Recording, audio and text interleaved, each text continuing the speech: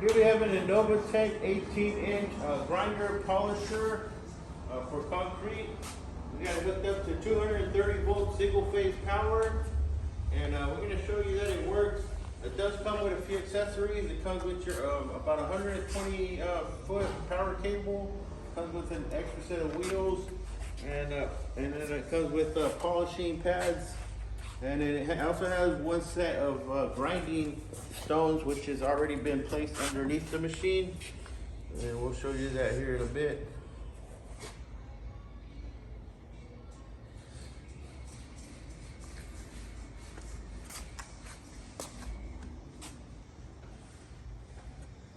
Okay, so we'll show you the polishing stones that are in there. And we'll turn it on here.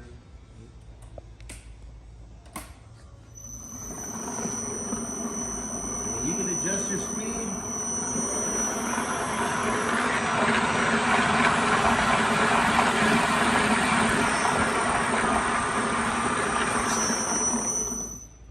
Okay, we're gonna lower it onto the concrete, and then we'll do just a little bit of grinding, not too much, but just to show you that they do work here.